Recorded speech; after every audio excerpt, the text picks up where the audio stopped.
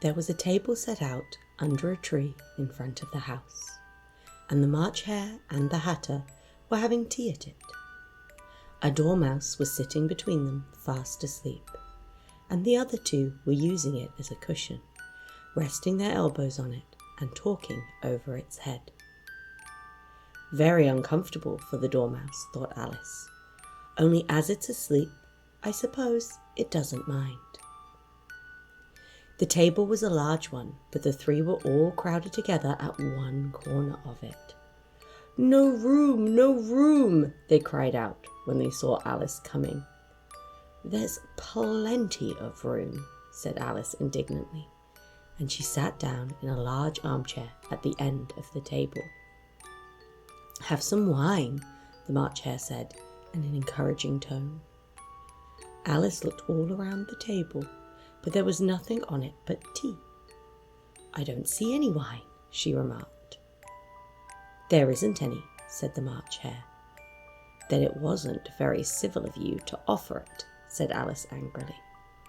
"It wasn't very civil of you to sit down without being invited," said the March Hare.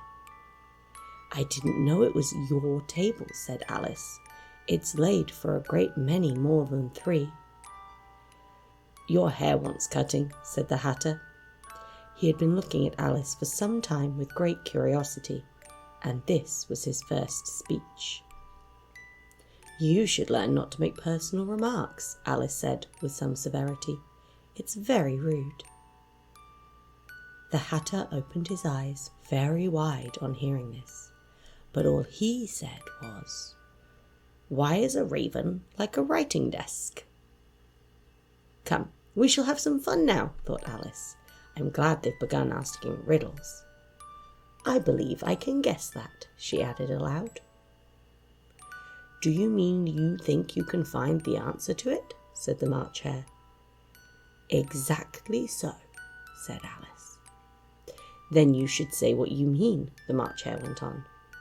"I do," Alice hastily replied. At least I mean what I say. That's the same thing, you know." "Not the same thing a bit," said the Hatter. "You might as well just say that I see what I eat is the same thing as I eat what I see." "You might just as well say," said the March Hare, "that I like what I get is the same thing as I get what I like." "You might just as well say," added the Dormouse, who seemed to be talking in his sleep, "that I breathe when I sleep is the same thing as I sleep when I breathe."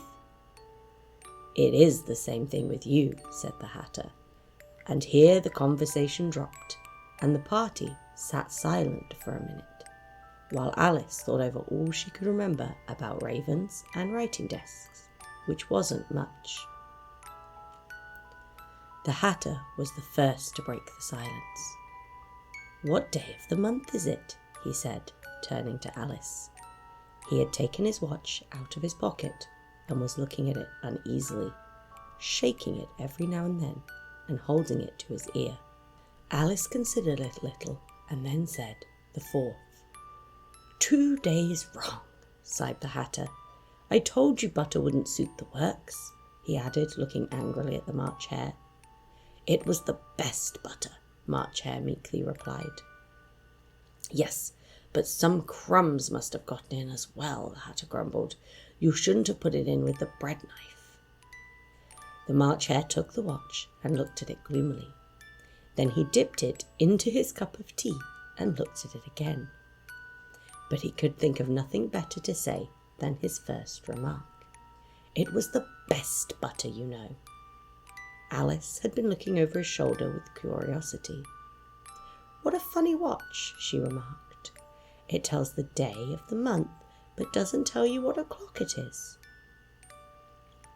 "Why should it?" muttered the Hatter. "Does your watch tell you what year it is?" "Of course not," Alice replied very readily, "but that's because it stays the same year for such a long time together." "Which is just the case with mine," said the Hatter. Alice felt dreadfully puzzled. The Hatter's remark seemed to have no sort of meaning in it, and yet it was certainly English. "I don't quite understand you," she said as politely as she could. "The Dormouse is asleep again," said the Hatter, and he poured a little hot tea upon its nose. The Dormouse shook its head impatiently and said, without opening its eyes, of course, just what I was going to remark myself." "Have you guessed the riddle yet?" the Hatter said, turning to Alice again. "No, I give it up," Alice replied. "What's the answer?" "I haven't the slightest idea," said the Hatter. "Nor I," said the March Hare. Alice sighed wearily.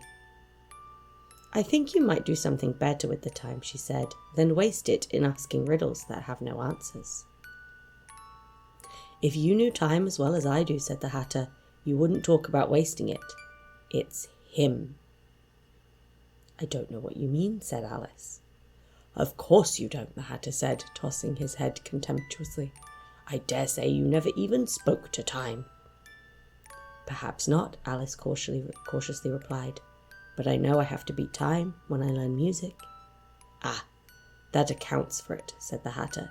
"He won't stand beating. Now, if you only kept on good terms with him, he'd do almost anything you liked with the clock. For instance, suppose it were 9 o'clock in the morning, just time to begin lessons. You'd only have to whisper a hint to time, and round goes the clock in a twinkling. 1:30, time for dinner." "I only wish it was," the March Hare said to himself in a whisper. "That would be grand, certainly," said Alice thoughtfully. "But then, I shouldn't be hungry for it, you know." "Not at first, perhaps," said the Hatter, "but you could keep to 1:30 as long as you liked." "Is that the way you manage?" Alice said. The Hatter shook his head mournfully. "Not I," he replied. "We quarrelled last March, just before he went mad, you know," pointing with his teaspoon at the March Hare. "It was a great concert given by the Queen of Hearts, and I had to sing. 'Twinkle, twinkle, little bat, how I wonder where you're at.' You know the song, perhaps?" "I've heard something like it," said Alice. "It goes on, you know," the Hatter continued, "in this way. 'Up above the world you fly, like a tea tray in the sky. Twinkle, twinkle.'" Here the Dormouse shook itself and began singing in its sleep, "Twinkle, twinkle, twinkle, twinkle," and went so long they had to pinch it to make it stop. "Well, I'd hardly finished the first verse," said Hatter, "when the Queen jumped up and bawled out, 'He's murdering the time! Off with his head!'" "How dreadfully savage!" exclaimed Alice. "And ever since that," the Hatter went on in a mournful tone, "he won't do a thing I ask.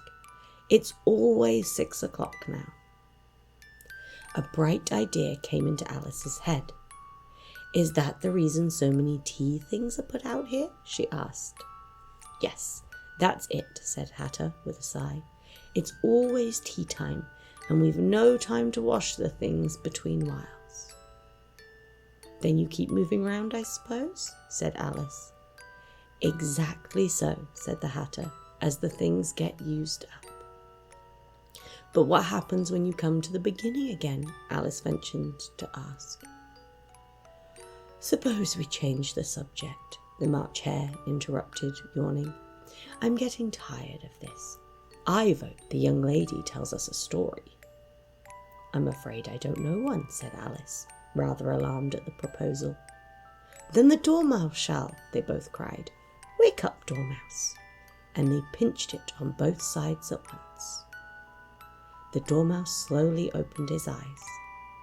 "I wasn't asleep," he said in a hoarse, feeble voice. "I heard every word you fellows were saying." "Tell us a story," said the March Hare. "Yes, please do," pleaded Alice. "And be quick about it," added the Hatter, "or you'll be asleep again before it's done." "Once upon a time, there were 3 little sisters," the Dormouse began in a great hurry. "And their names were Elsie, Lacey, and Tilly. And they lived at the bottom of a well." "What did they live on?" said Alice, who always took great interest in questions of eating and drinking. They lived on treacle, said the Dormouse, after thinking for a minute or two. They couldn't have done that, you know, Alice gently remarked. They'd have been ill. So they were, said the Dormouse, very ill. Alice tried to fancy herself what such an extraordinary way of living would be like, but it puzzled her too much, so she went on. But why did they live at the bottom of a well?